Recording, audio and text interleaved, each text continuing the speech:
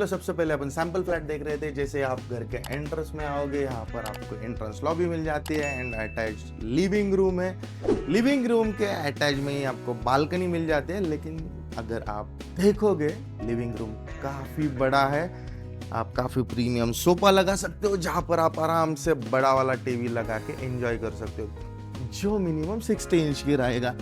And आप balcony देखोगे तो बालकनी काफी प्रीशियस है। एंड इस प्रॉपर्टी का लोकेशन इस तरह से है कि अगर आप इसके पीछे देखोगे तो रिवर है, रिवर के पीछे जंगल है, जहां पर आज भी वाइल्ड लाइफ एनिमल्स एग्जिस्ट करते हैं। एंड मैं आपको बताऊंगा इस प्रॉपर्टी की सबसे बेस्ट चीज वो है, ये है बटरफ्लाई कंसेप्ट में, जो अकॉर्डिंग टू वास्तु सबसे बेस्ट माना जाता है। बटरफ्लाई कंसेप्ट होता क्या है, मैं वो चीज आपको समझा देता हूँ। बटरफ्लाई कंसेप्ट में आपका एक बेडरूम इधर आ जाता है एंड बचे हुए 2 बेडरूम यहाँ पर आ जाते हैं।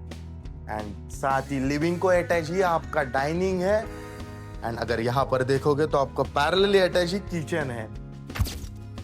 चलो मैं आपको किचन दिखाता हूँ, लेकिन किचन दिखाने से पहले मैं आपको एक चीज बताना चाहता हूँ। ये वाली जो दीवार है आप हटा के इसको ओपन किचन वाला कंसेप्ट भी कर सकते हो, जो अभी सबसे ट्रेंडिंग में चल रहा है। अगर आप देखोगे हमने काफी आपको अच्छे से आइडिया दे चुकी है एंड जो किचन का स्पेस है वो भी काफी बड़ा दिया हुआ है, जहाँ पर इस तरह से आप डिजाइन कर सकते हो मॉड्यूलर किचन को।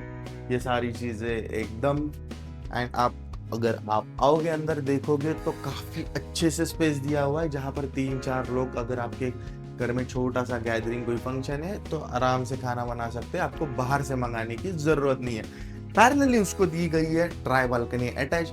अगर आप एक चीज नोटिस करोगे, सारी चीजें जब प्रॉपर्टी डिजाइन की जा रही थी तो हर छोटी छोटी चीजों का ध्यान रखा गया था। जैसे कि आप ये ड्राई बालकनी देख रहे हो, अगर आप इसको अंदर लोगे तो आपके लिए हम लोगों ने क्रॉस वेंटिलेशन का भी सिस्टम दे के रखा है, तो जहां पर आपको वेंटिलेशन की किचन में कोई दिक्कत नहीं आएगी। बेसिकली बताना ये चाहता था, अगर आप चिमनी नहीं भी लगाओगे तो भी कोई टेंशन नहीं है, क्योंकि आपको क्रॉस वेंटिलेशन ऑलरेडी मिल गया है। एंड अगर ये दीवार आप निकाल देते हो तो आपका डाइनिंग कुछ इस तरह से आ जाएगा, जो एकदम ओपन डाइनिंग रहेगा।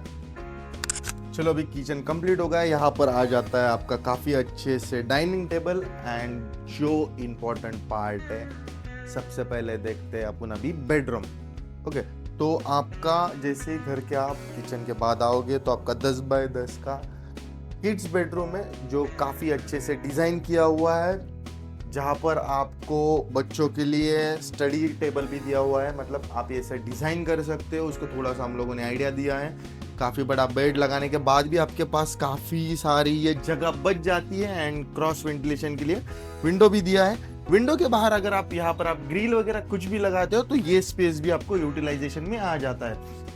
अगर आप देखोगे तो काफी बड़ी अलमारी बनाई हुई है, जहां पर आप बच्चों के कपड़े वगैरह, सारी चीजें, बुक्स एंड ये सारी चीजें रख सकते हो।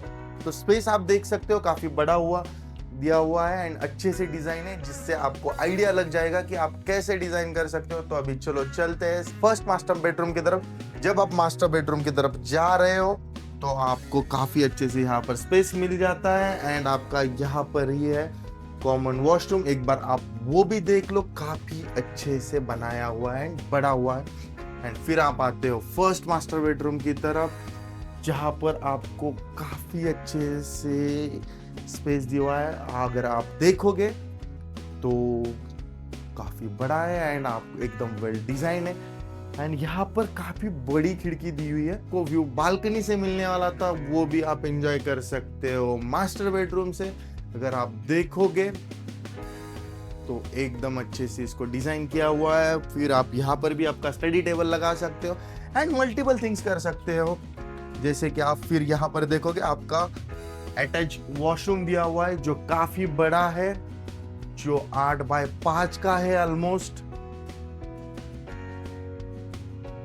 चलो अभी चलते हैं सेकंड मास्टर बेडरूम की तरफ, जहां पर आप आते हो। देन फिर आप अगर देखोगे तो ये भी बड़ा दिया हुआ है, अच्छे से 10 बाय 13 का दिया हुआ है।